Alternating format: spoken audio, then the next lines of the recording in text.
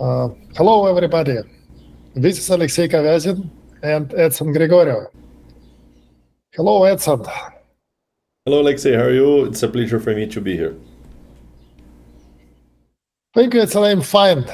And I am receiving emails about our video. And it seems that many people think that the migration is much more difficult than it is actually is. I think that in this video, we will discuss the problems, the potential problems of the migration. And many people think that during the migration, we will have all problems. But this is not true. Most likely, you will not have no problems with the migration if you have followed the approach we have described in the first video. So after the first video, you can see that this is the basic steps you need to follow to have a good migration. So if you are doing the backup restore, trying to put the bind at the onConnect trigger, and then adding the data type compatibility, the full-time zone, widecrypt, legacy user manager, for sure you are going to have a very easy migration and probably not so many problems. But we are going to see it now at this presentation. And after these steps, you can try to work with your application. And at this presentation, let's see what is the most frequently problems we can find at the migration using your application. Basically, we can say that problems during the migration can be split into three big parts. The first part, that backup restorer does not give a warranty that the source of the objects, like storage procedure, is compatible and compilable in the version of Firebird you have. The second, that SQLs can be not compatible and give various errors for various reasons. And the third, that some SQLs can work slower than expected when it was in previous version, and definitely we need to figure out how to improve it. So let's see each of these reasons, each of these types of problems, how to solve them and identify. The first problem is the backup restorer does not give us the warranty, but the sources are compatible with the Firebird 5. So why it happens? A bit of theory. Internally in Firebird database, each storage procedure trigger or other object is being compiled into the binary representation. It is called binary language representation. And this binary language representation has specific version for each major version of Firebird database. When you are migrating backup through backup and restore, GBAC does not change blobs with binary language representation of objects. It just copies them as is. Firebird 5 can run binary language representation from Firebird 2.5. It means that when you have upgraded, you can work. But once you are trying to change sources which are not compatible, you will have errors. So let's see in the demo of the database, what is the difference between BLR representation. So here we prepared two similar databases. Both were coming from the version 2.5 to 5, but one of them is, the first one, is with BLR at the version 2.5. And the second one was all the objects was recreated, so this is recompiled. And then we have two different versions of BLR for the same kind of sources. So if we connect at this database, at this first one, we can see all the same objects, and then this one has the different sources, same sources but different BLRs. And then we can find the difference easily with a script. For example, we have this script, and then this is a common simple execute block, and then we can connect it to the first database with the BLR at the version 2.5, and we have here the stringy connection to the other database with the version 5, but BLR at the version 5.2.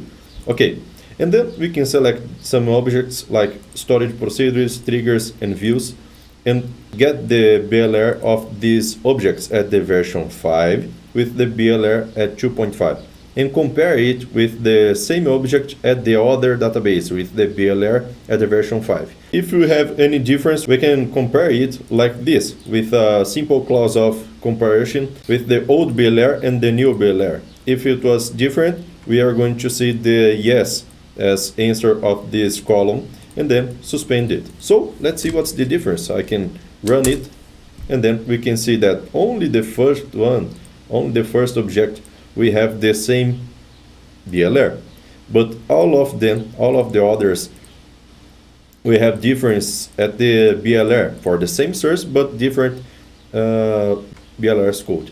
Okay, enough theory, and let's go to the practical problems which you can face in your database during the migration. In our experience, the most frequent problems are the following. The first is implicit usage of new data types. I think it's number one. When people did not use the data type compatibility, they will have these errors. The second is using literals for timestamp, and also using of functions current timestamp, current time, and with the new data types with time zones. It's also really frequent, and many people hit this problem and think that their database is not compatible, but actually this is not true, and it's very easy to fix it.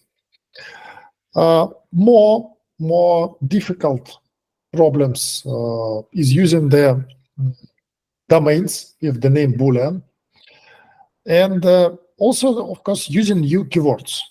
For example, with new keyword local, it's very popular as a field name, column name in some tables with geographical locations. So let's see. So at Firebird 5, there's no new data types that if you are coming from the version 4. But if you are coming from the version 2.5 or older, or version 3, you can see some new data types that you need to pay attention. For example, at the version 3, there is the Boolean data type. At version 4, time with time zone, timestamp with time zone, also at the version 4. Int 128, really big numbers like numeric and decimal, and we have also the deck float at version 4 also. So these kind of data types are probably not compatible with your application, so you need to take care of it. The typical problem with the implicit usage of new data types is the following.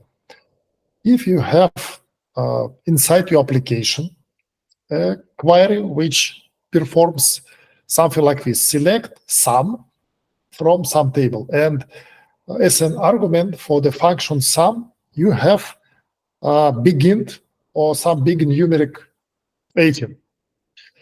Firebird 5 as well as Firebird 4 will think that big int, it's too small to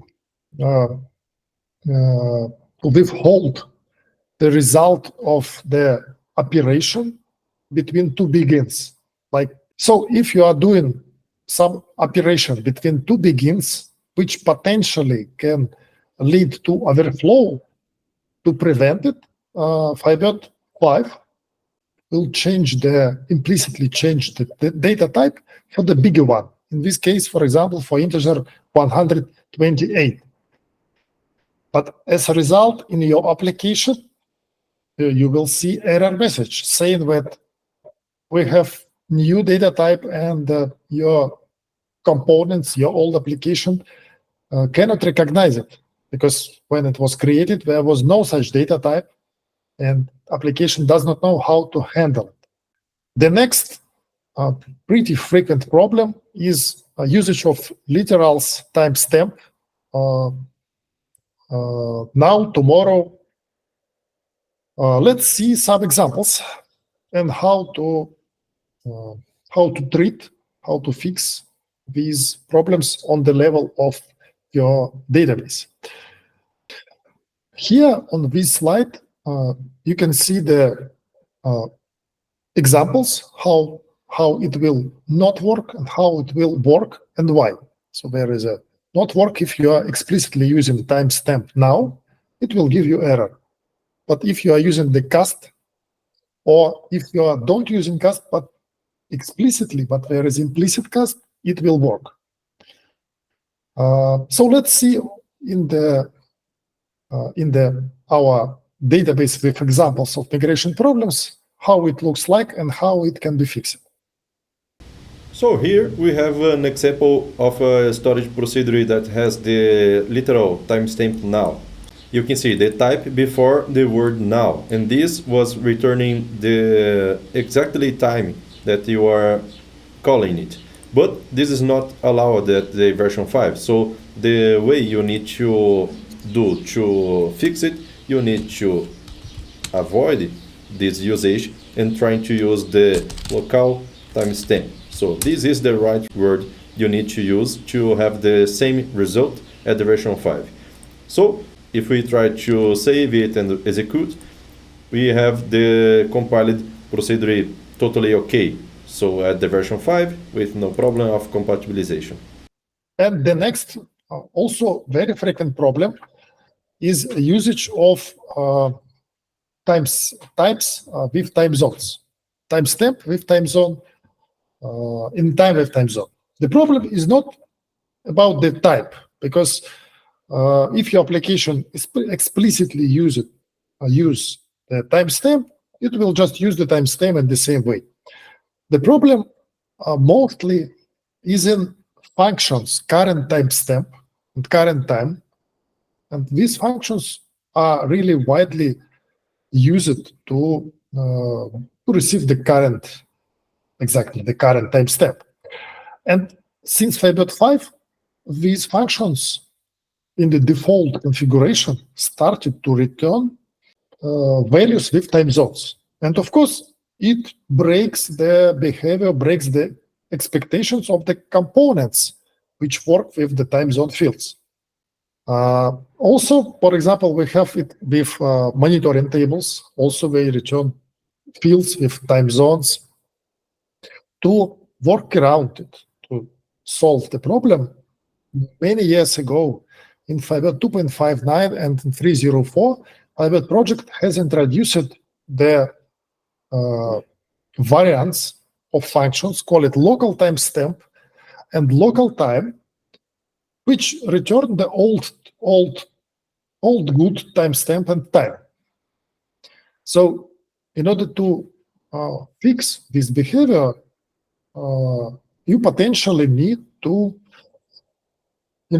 change all these current timestamp things in all code of your application and database. But of course, it is not good. And in the way what we are discussing, the fastest way, you don't need it. You don't need to do it. Why? Because if we will put data type compatibility, this magic parameter, almost magic, will make all the things for you and will return the behavior of current timestamp and current time to the previous version. So this is the examples, how it works in Firebird 5. So local timestamp will give you timestamp.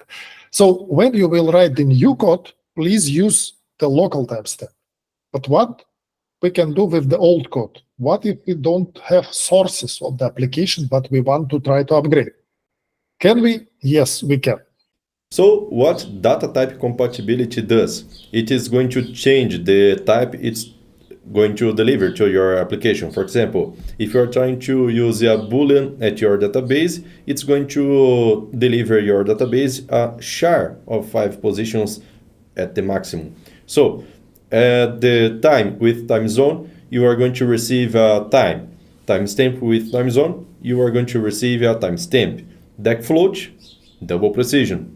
Int 128 is going to deliver a big int. So this is what it's going to do for you, and then you are not going to do a lot of compatibilizations at your application. It is going to do it for you. Okay, good. So just to repeat one more time for everybody to clearly understand, the data type compatibility works also on the application level. And if you run, for example, your Firebird 5 with disabled data type compatibility, default, disabled, no value, and will request current timestamp in iSQL. iSQL is the application which works in the way like your application with Delphi or Java work. You will see the result with time zone.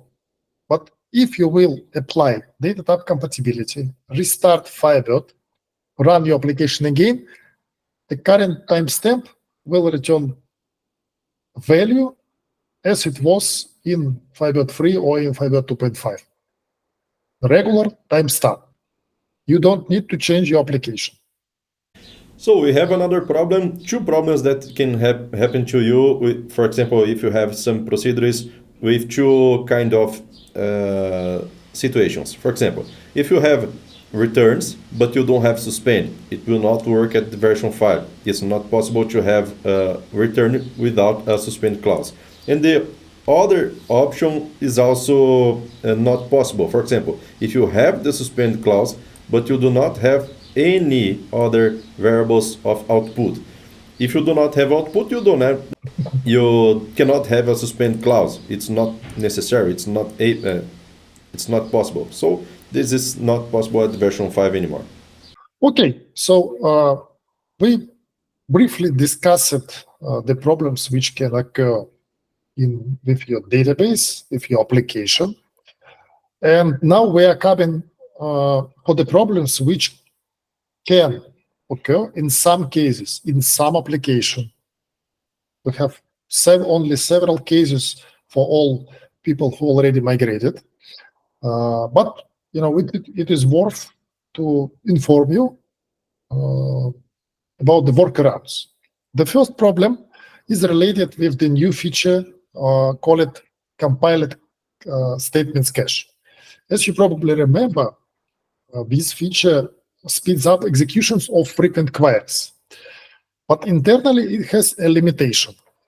Limitation is the following: that each connection cannot have more than 1,000 of the queries with the same text. Not this 1,000 executions, but is it exactly the same queries with exactly the same text. And if you will see error like too many concurrent executions of the same request in Firebird 5, the workaround is to disable the feature, put into the Firebird conf parameter max statement cache size to 0. And after that, of course, you need to fix this behavior in your application, because it is not correct to open and do not close more than 1,000 queries with the same text.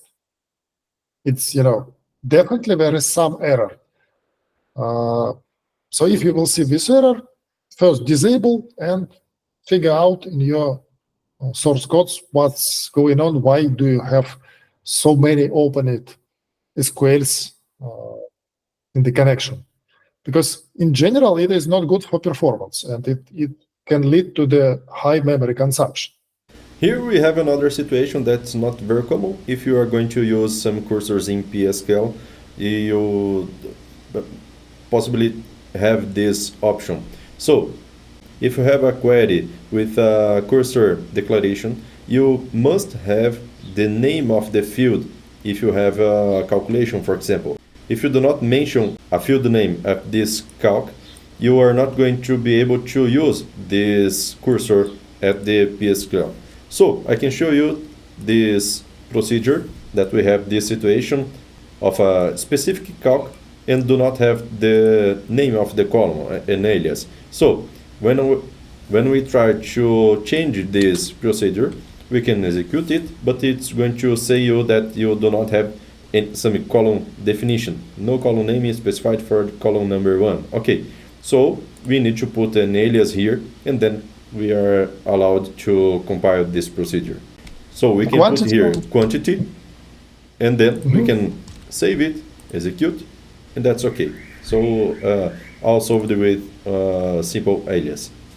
And now we are coming to the very important question: how to catch all errors in your application? Because your application can be really large, and hundreds of forms, hundreds of SQLs, and even if you will run it and do typical operations, and you will go through the checklist to do something, how is it possible to see that some error occurred inside the application? Because if you are using try catch, for example, to hide error text, so you will even not see that there was some problem with the execution of some query.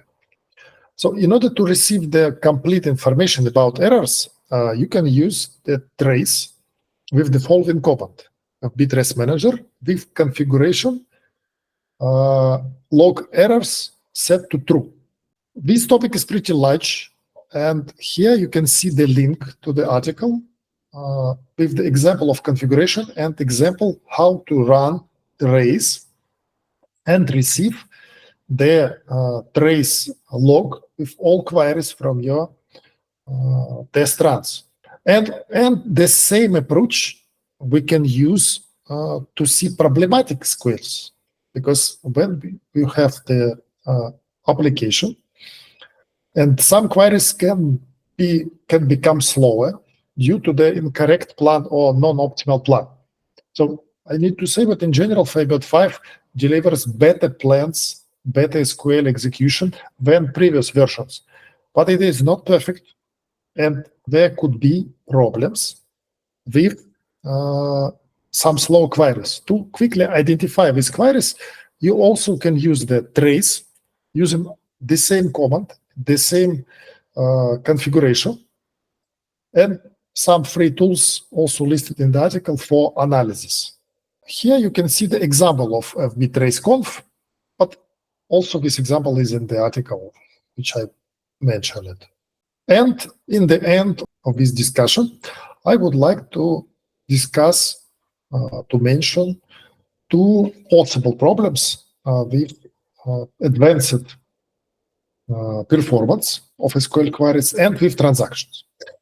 So in case if you have a really complex database with a lot of customizations, and you are using hints like +0 to make specific plans to be used in your complex SQL queries, it is possible that you will have some problems with the optimization, with the Firebird 5 way to optimize queries.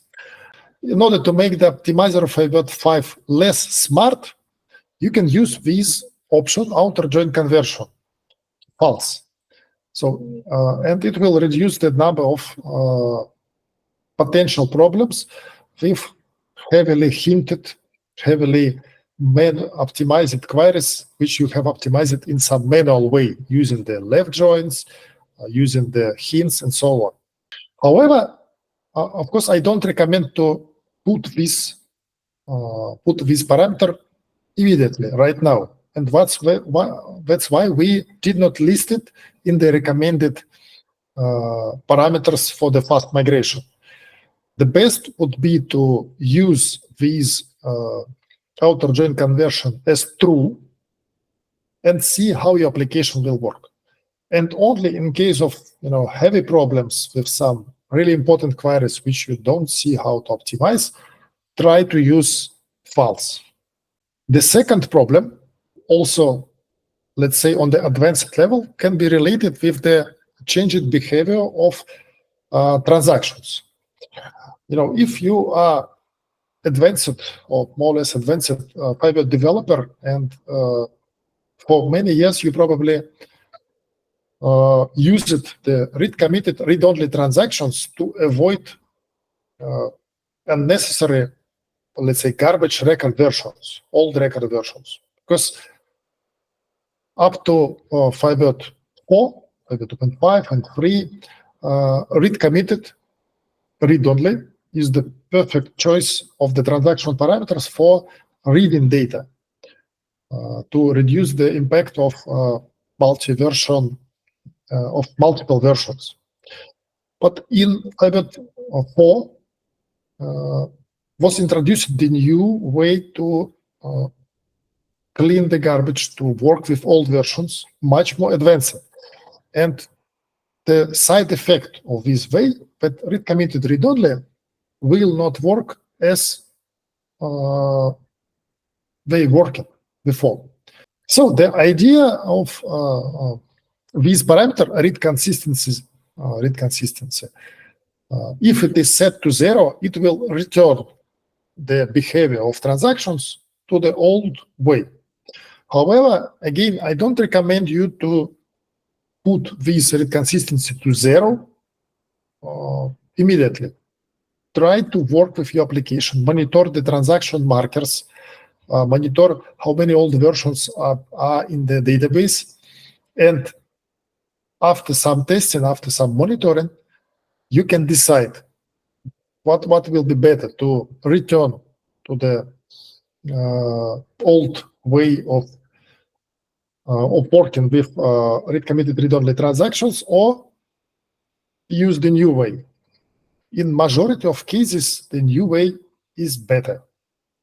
And for the next episodes, we can talk about solutions of these problems that we saw today, and then some tools and tips and tricks that we can find during the migration. So, and after the third episode, we will have a live webinar with questions and answers for answering all your questions.